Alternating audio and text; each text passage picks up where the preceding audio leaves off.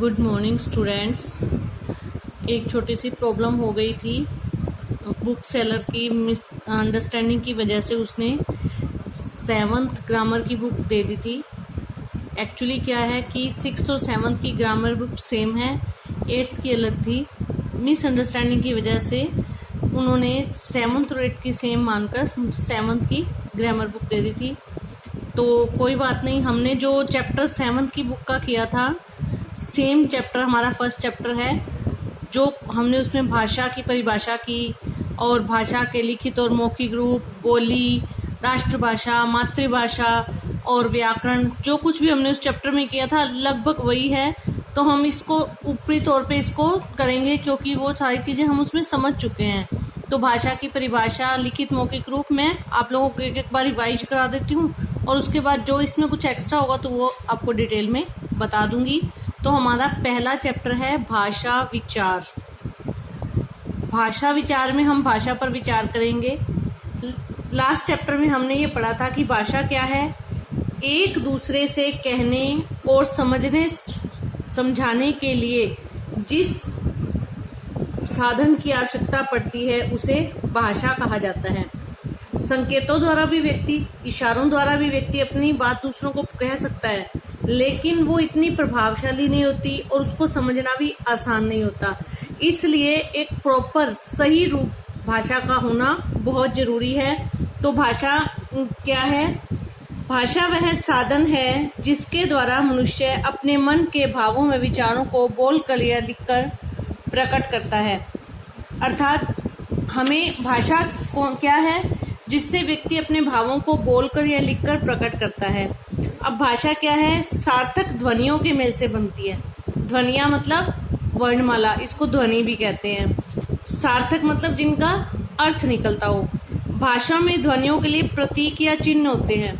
जैसे ए लिखना है तो हमको पता है ना ए की शेप कैसे बनानी है, कै लिखना है तो कैसे लिखना है, चे लिखना है तो वो एक निशान है कि अ के लिए हमने ये निशान बनाना है।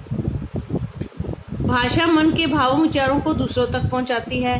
प्रत्येक भाषा में शब्दों के अर्थ होते हैं, साथ ही उसमें वर्ण, शब्दों या वाक्य संरचना की व्यवस्था भी होती है। तो ये चारों चीजें होती हैं तब भाषा बनती है। और भाषा के 2 रूप होते हैं, लिखित भाषा और मौखिक भाषा। मैंने तुम्हें पहले ही बताया था कि लिखित भाषा मतलब लिखकर और मौखिक मतलब ओरली बोलकर। तो भाषा के मुख्य रूप से 2 रूप हैं, मौखिक रूप और लिखित रूप। मौखिक रूप जब हम बोलकर दूसरों तक अपनी बात पहुंचाते हैं तो वो क्या कहलाता है? भाषा का मौखिक रूप। हम अपने पूरे जीवन में अधिकतर 98% मौखिक भाषा का प्रयोग करते हैं। हम पूरे दिन में किसी से बातचीत करते हैं अपने घर परिवार में, और उसमें सब जगह किसका प्रयोग होता है? मौखिक भाषा का। इस प्रकार बोलकर और सुनकर विचारों के आदान प्रदान को मौखिक भाषा कहते हैं। इसका प्रयोग कहाँ कहाँ होता है? मोबाइल में, टेलीफोन में। सेम वही थिंग है बेटा जो उस चैप्टर में हमने की थी। नेक्स्ट लिखित रूप। इसमें लिखकर हम अपनी बात दूसरों तक पहुंचाते हैं। तो इसमें क्या आ जाता है? पत्र, निबंध, लेख, प्रतिवेदन। तो ये भाषा का लिखित रूप है। इसमें पत्र आते हैं, कहानी आती है, संस्मरण, लेख आदि आते हैं। नेक्स्ट है मातृभाषा। सबसे पहले हमने भाषा क्या है वो पढ़ा, फिर भाषा के 2 रूप हैं, लिखित और मौखिक। उसके बाद अब अलग अलग भाषाएं को क्या है? मातृभाषा। मातृ अथवा माँ भाषा अर्थात माँ द्वारा बोली गई भाषा। पूरा अर्थ हुआ माँ के द्वारा बोली गई भाषा वह भाषा जिसे बालक अपनी माँ तथा परिवार द्वारा, उदाहरण के लिए आप स्कूल में इंग्लिश और हिंदी बोलते हैं, घर में आप पंजाबी भाषा का प्रयोग करते हैं तो वो पंजाबी आपको सीखने नहीं पड़ती, आप अपने परिवार के लोगों को बोलते देखकर उनको फॉलो करके अपने आप ही सीख जाते हैं। अगर आप किसी अदर लैंग्वेज की फैमिली से बिलोंग करते हैं तो वहाँ पे आप वो भाषा अपने आप, जैसे फॉरेन कंट्रीज में बच्चे जो होते हैं वो इंग्लिश इतनी फ्रिक्वेंटली बोलते हैं। क्यों? वो उनको बचपन से ही, मतलब जब से वो परिवार में आते हैं तो परिवार के लोगों को देखते हैं और वो उसी हिसाब से, उनको कोई ग्रामेटिकल नॉलेज नहीं होती लेकिन वो अपने परिवार को फॉलो करते हैं, जैसे फैमिली मेंबर भाषा बोलते हैं उसी को वो बोलते हैं। तो मातृभाषा अर्थात बालक का सर्वप्रथम परिचय जिस भाषा से होता है वह मातृभाषा है। माँ गुजराती बोलती है तो बालक भी की मातृभाषा गुजराती होगी। माँ या परिवार द्वारा कश्मीरी बोली जाती है तो बालक की मातृभाषा कश्मीरी होगी। अर्थात कहने का मतलब शॉर्ट रूप में हम कहें तो माँ और परिवार द्वारा जो भाषा बोली जाती है वो बालक के लिए मातृभाषा कहलाएगी। राष्ट्रभाषा, राष्ट्र प्लस भाषा, राष्ट्र की भाषा, वह भाषा जिसका प्रयोग एक देश के अधिकांश निवासियों द्वारा किया जाता है राष्ट्रभाषा कहलाती है।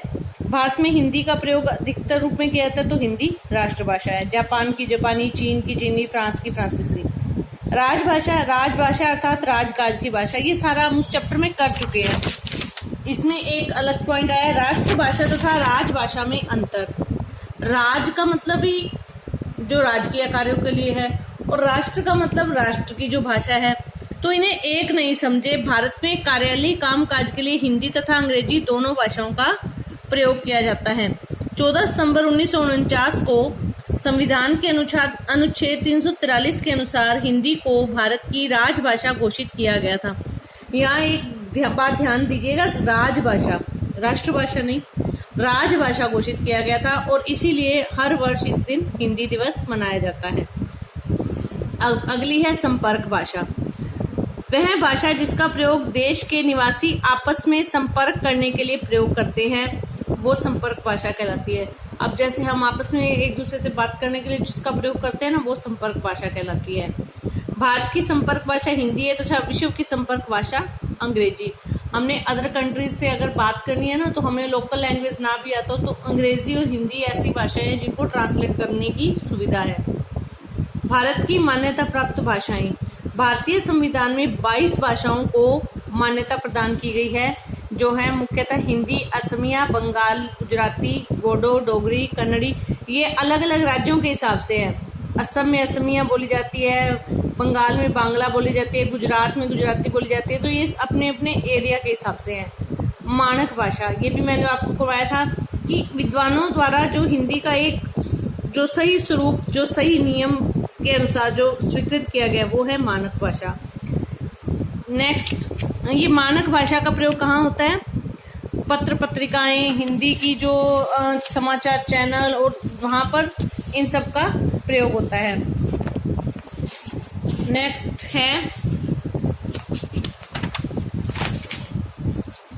ये जो मानक भाषा संबंधी जो केंद्रीय हिंदी निदेशालय के अनुसार जो मानक वर्तनी के जो बनाए गए ना, ये आप एक बार पढ़ लीजिएगा। मैं आपको इसका PDF भेजूंगी, आपको ये पढ़ना है। और नेक्स्ट है हिंदी जगत की विशेष उपलब्धियां। हिंदी को एक विशेष स्थान प्राप्त है, इसका भी एक कारण है। वो कारण क्या है? हिंदी साहित्य दोहा कोश की रचना, 1100 ईस्वी में आधुनिक देवनागरी लिपि का जन्म, 1913 में दादा साहब फाल्के द्वारा पहली हिंदी फिल्म राजा हरिश्चंद्र का निर्माण और 1926 में कलकत्ता से पहले हिंदी समाचार पत्र उद्दंत मार्तंड का प्रकाशन।